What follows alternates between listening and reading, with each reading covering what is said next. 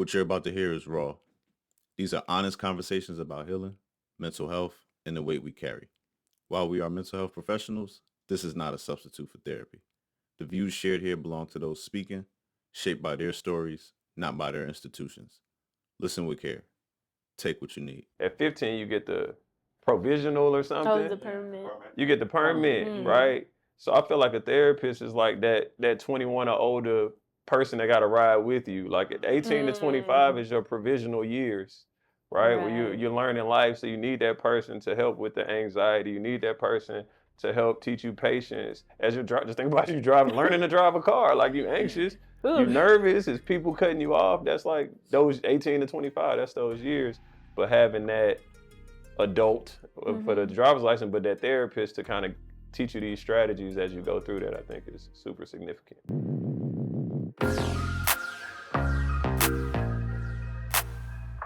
Hey everyone, welcome back to another podcast episode of Shift to Heal. My name is Mimi, as you know, here with my new pillow support.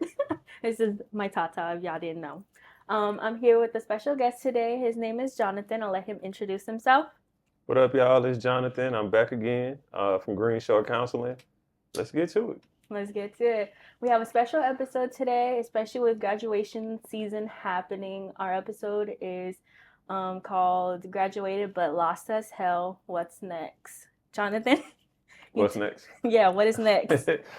Man, okay, so, when we think about it, people, like you said, graduating right now, getting ready for college, military, get a job. What else do people do?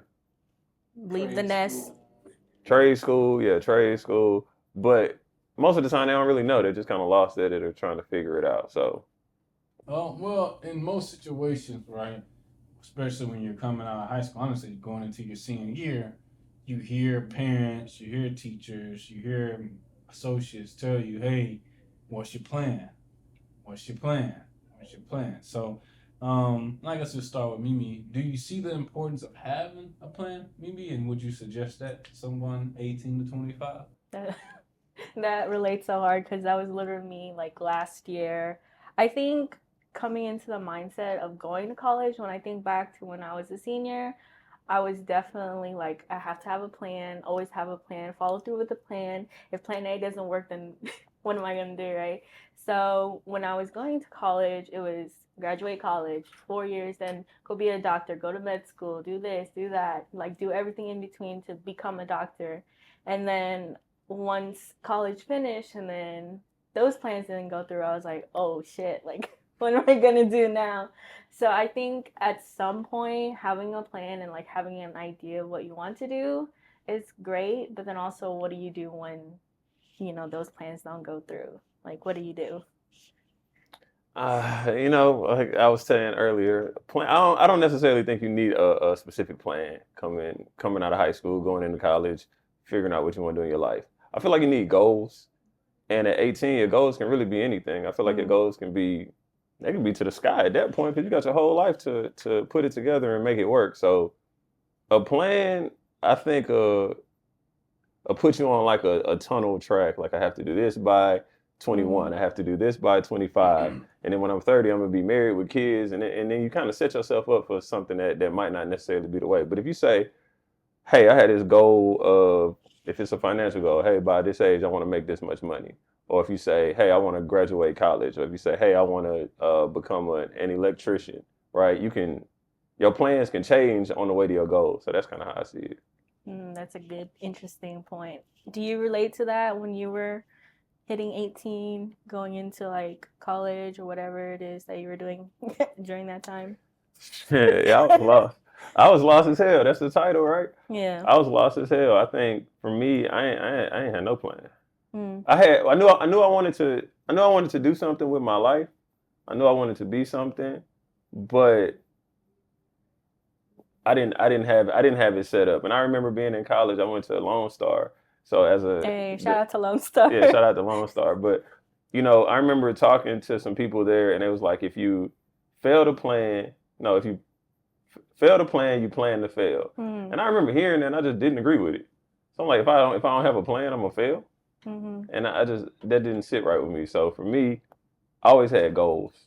I always knew I wanted to be. So I knew I wanted to finish college at that time, right? I didn't care how I did it.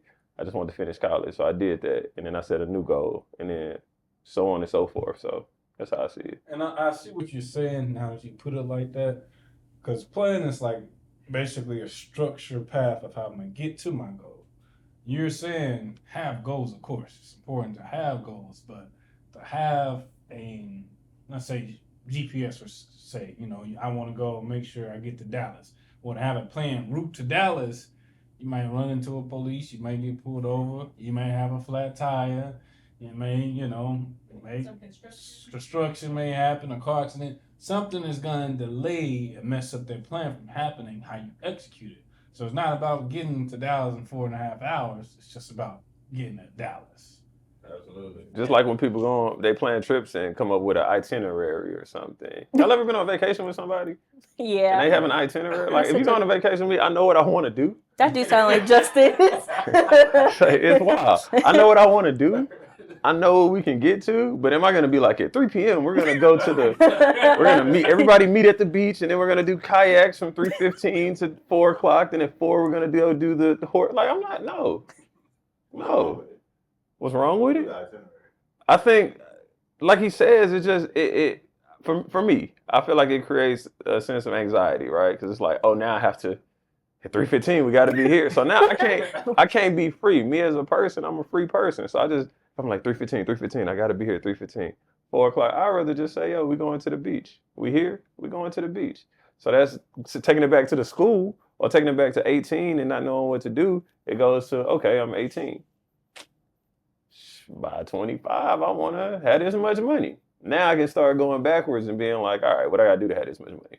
What jobs make this much money? What career paths do I need to take? Do I want to work with my hands? Do I want to sit down and work? Do I want to work outside? Like, I start piecing it together like that. So it's kind of a plan, but it's a different way to look at it. Yeah. And I feel like the biggest difference is not setting yourself up for that disappointment, right? Having certain expectations. So, same example, I want to be working a job by 25, making 100,000, right? And if I have a plan about, I want that, but shoot, I'm gonna do that being a car salesman, right? And I go in my first 6 months of being a car salesman, I only make $8,000 in 6 months. I'm gonna freak out. I'm like, how am I supposed to by 25 get 100,000? And I just spent the first 6 months of my 18-year-old life, and I barely made $8,000. My plan was to have 100,000, but if my plan is to do it in a car dealership, I may get discouraged and be like, you know what? I don't think it's possible. But if I don't have a direct plan and I'm just like, I'm just gonna make 100,000. After that 6 months, I didn't fail. At being, a car salesman. It just didn't work for me. So now I'm gonna go find out what does work for me. I don't receive it as failures. Man, you ain't gonna make it to that 100,000. You already failed at 18. Instead, my mind is more like, well, since I ain't gotta make 100,000 being a car salesman, I'm gonna go learn another trade. I'm gonna go work at insurance. I'm gonna go be a bank teller and try to work my way up. I'm gonna go. It gives you that flexibility rather than just having that standard expectation. And then when it don't go the way you want it, your whole world starts to crash down. So yeah, I can see that. And thinking of the plan, I think about, we talking about an age range, right? 18 to 25.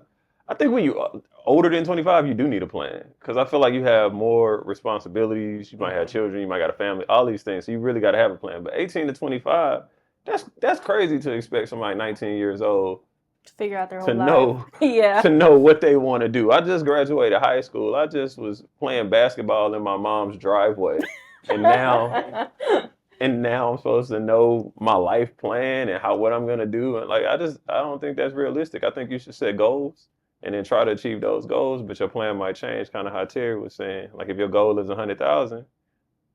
If you older than 25 and your goal is 100,000, you probably want to stick with your car sales, because you really you can't just quit. You can't just quit and stop. Stick with selling cars till you get it. But if you're 19, you might be like, I don't like this no more. I'm gonna go jump over here and do this. So I'm gonna jump over here and do this. So that's how I see it. Y'all are all therapists in the game. Y'all about to change the mental health game.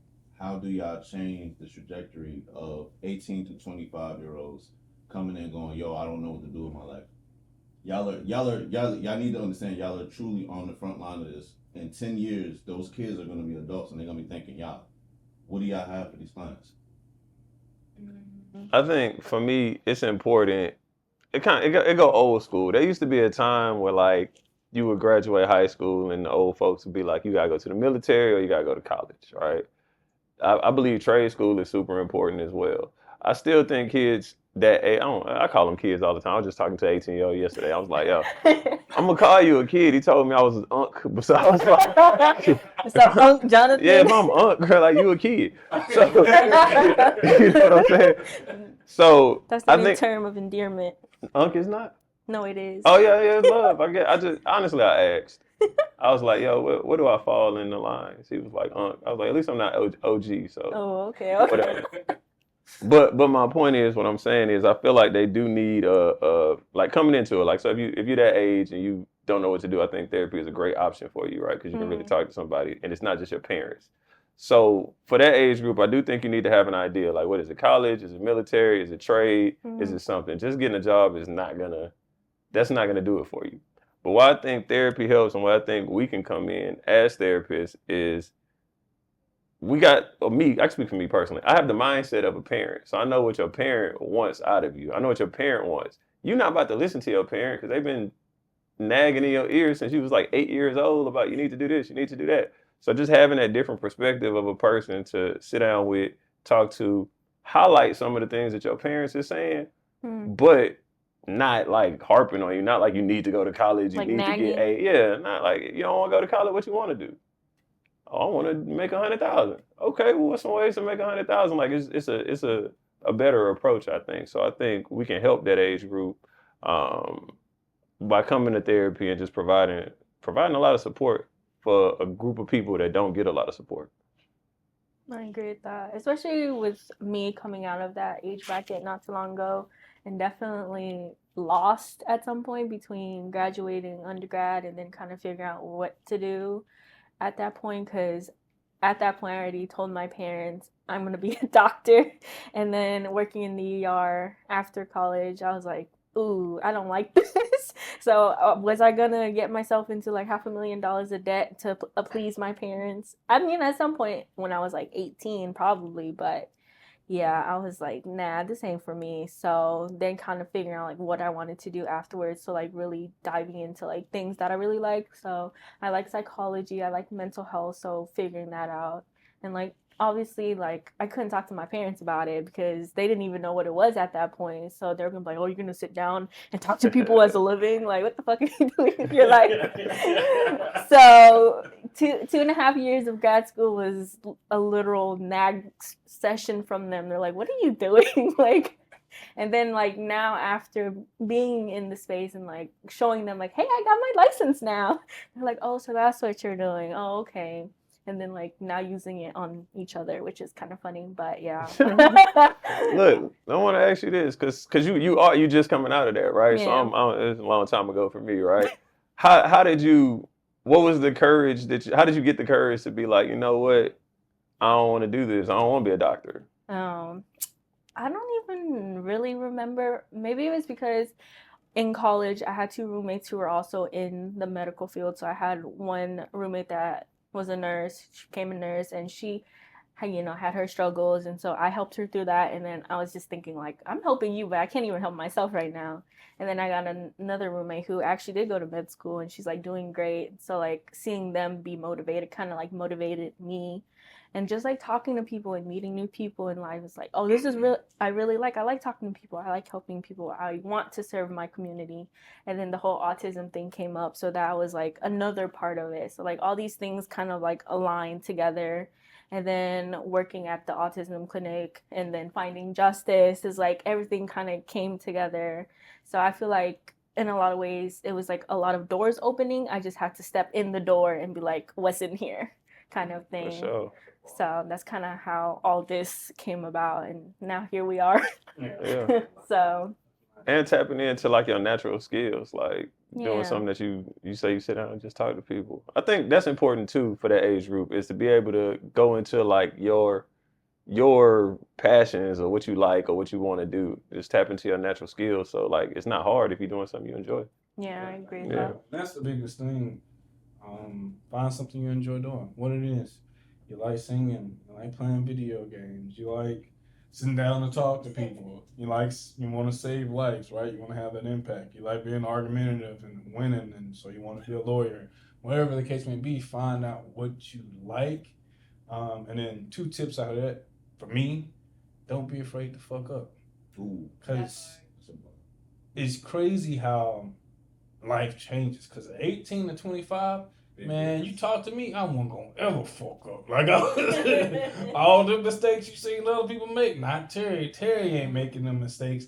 And because I had that mentality that and told everybody and made myself believe I wasn't gonna fuck up, when I first fucked up, it was like life changing for me.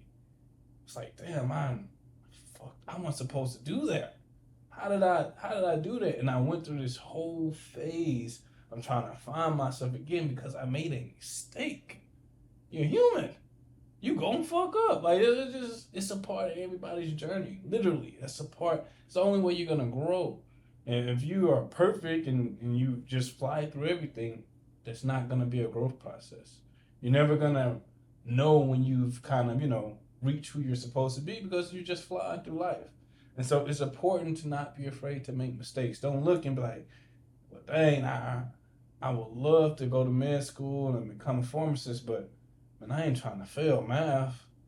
I ain't trying to have no C's in math. So, man, I guess I just be a marketing major then. You know what I'm saying? Like, dang, I really do enjoy doing hair and I'm real good and I do all my friends' hair, but man, I don't know nothing about social media. I don't know how to put myself out there. I don't know anything about marketing. I just go to college then and see what happens when I get there. No, don't be afraid to fuck up. Don't be afraid to fail. It's a part of it. It's necessary. And then number 3, don't look at time, man. Like, don't look at time. Time is a man-made construct and a concept, and you gotta have your wife and family and know who you're gonna marry by 25. You gotta have a house by 30. You gotta have 2 BMWs and a Lexus by 35. Like, Social media makes it worse. Exactly. And it's so idiotic because so many successful people that you look at, they don't gain their success until their mid 30s, late 40s. Like, you know what I'm saying? So to put this unrealistic expectations on yourself at 18 to 25 to like, man, I gotta do this, but no, don't look at it at a time. If you want to be a doctor and it's gonna take you 10 years of school, don't look at it like, damn, I gotta go 10 years of school. Just be like, okay, we got 10 years, let's do it. Don't let the 10 years discourage you, because guess what? The 10 years gonna come regardless. it ain't going nowhere. It's gonna pass by regardless. The only difference is where you gonna be in 10 years. You can be a doctor in 10 years, actually making good money and doing what you love, or you can still be in the same place wishing, damn, I should have been a doctor. So don't look at the time. Just do it. Oh yeah, I just wanted to add to that. I think too many people make choices from what they don't want to do instead of what they do want to do. So kind of like what you were saying, like don't say I don't want to take any math classes, so I'm not gonna pursue my passion of being a electrical engineer. Like, no, you want to be an electrical engineer, take the math classes. Don't make a decision because of what you don't want to do. Make a decision because of what you do want to do. Mm-hmm. What did y'all need? I want y'all to go back in your minds to 18, right before y'all went to college. What would y'all have needed from a therapist to expedite your success where you are now? Let me jump on that first. I think I say 16 to, I'll go back a little bit, 16 to like 20. Let's just do that range, 16 to 20. I feel like the worst thing that you have going is that you think you're grown at that age. It's the worst thing. You're an adult at 16, you're an adult at 18, you know what to do, and you ain't really willing to listen. So I think that's the first part. You're closed-minded, but I think you're moldable. So from a therapist standpoint, I feel like me 18, knucklehead, not trying to hear nothing, I ain't trying to listen to what y'all talking about, but I'm moldable. I still can learn. I'm eager. I'm curious, right? All of those things. So for a therapist to come in and notice that and know that and assist me into to molding me into the person I want to be, not who they want me to be, but from what I'm saying, being able to mold me. And so by 22, 23, 24, 25, I become what I'm looking for. But by going to therapy and that person like assisting me along the way. I feel like for me, I I could like learn patience. To be honest, I need a therapist to teach me patience, not and have realistic expectations. Uh, because again, a lot of kids, at least especially where I'm from, I'm finna go make 1 million. Like by 23, I'm gonna be a millionaire, saving mama and daddy, grandpa, everybody gonna have a car and the Benz. Like, but to set proper expectations to where even if you don't, you can reach for that. That's okay. But even if you fall short, understanding that you're still succeeding. You know what I'm saying? So at 21, I didn't make $1 million, but I had graduated college. But if I'm a person where my mindset is staying on 21, I ain't made my first million yet. How am I? No, celebrate that success. You graduated college. It's a lot. A lot of people don't do that. A lot of people don't make it there. So I was always so eager to just have to reach pinnacle success for Terry right off the bat. I understanding that I have to climb up there to get it. It ain't just gonna happen. And so I feel like if I was going to therapy and I had a therapist to teach me patience, yes, Terry, that's great that you have these goals, but realistically, this is how you can achieve the goal, but also have this expectation. Make sure you setting goals on the way when you get there. Make sure you celebrate yourself reaching those goals. Make sure if you fall short, not to be too hard on yourself, because falling short is a part of your growth. So I feel like those things will definitely help me out. Those are great things that you guys are talking about. For me, I think it would be a lot of unpacking anxiety and just kind of like figuring out why I have to meet these invisible expectations that my parents set for me. Like, why did I have to be a doctor? Like, why was being a doctor the only thing that I could be to like appease them? Because it's like the Asian way, or like, every Asian parent wants their kid to be a doctor or a lawyer or whatever. And so I think just unpacking why I set those bars for myself was kind of like, would have been very important and maybe changed the trajectory of like where I would have been. But I also feel like even though I tried not to make mistakes, I did make mistakes along the way, and just like really embracing those mistakes and like learning like you can still move forward even if you take 2 steps back for a little while. Like then you'll take 5 steps forward. So that's 3 steps that you've gained, and like you've learned a lot along the way. So I feel like just unpacking a lot of anxiety that I had and also those invisible expectations would have really helped in that time. But I also feel like because of the way things went, everything now that has happened really like fell into place, like I said earlier. So I feel very happy about where life has gone, and now I get to live life how I want to live it versus how my parents expected me to live, even though probably at this point they thought I would have been halfway done with medical school or done with it and been a resident or whatever the case may be. But that's not how life ended up, and I feel much happier versus being burdened by the fact that I would have been in debt for one, and then just so miserable because I feel like I haven't ever said it out loud before. Like when I was in undergrad doing pre-med, seeing all these people surround me, like they all want to be doctors, but I'm just like miserable doing OChem homework and just like suffering in silence, staying up till 5 in the morning, studying, doing all this stuff to think that I want to do something, but then like really was just miserable the whole time and like anxious about grades. Like no. I really don't want to go back to those days. So I feel really happy about where life has taken me, even though it took so long to admit, like, hey, I don't want to do this because X, Y, and Z, or like, these are the expectations. Like, where did these expectations even come from? I don't even know. So, yeah, I feel like therapy would really help unpack a lot of those anxious feelings that I had when I was like in my teens and early 20s, honestly. Yeah. So I get that. That's have y'all did y'all get y'all how old were y'all when y'all got y'all license? Y'all driver's license. I got mine at 16. 16. Mhm. There's 18. 18. No, why? What is the Why weird you thing about embarrassed? that? I thought you were going to say I don't have it yet. I was like, that's not What do you- embarrassing. Where I was from, everybody was like, y'all, like 16, 17. What about you, Jesse?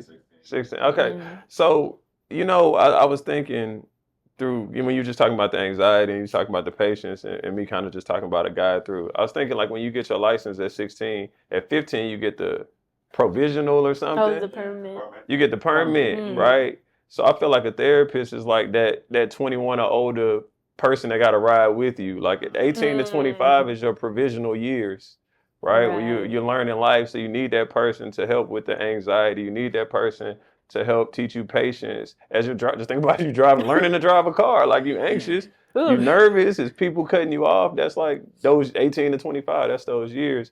But having that adult for the driver's license, but that therapist to kind of teach you these strategies as you go through that, I think is super significant.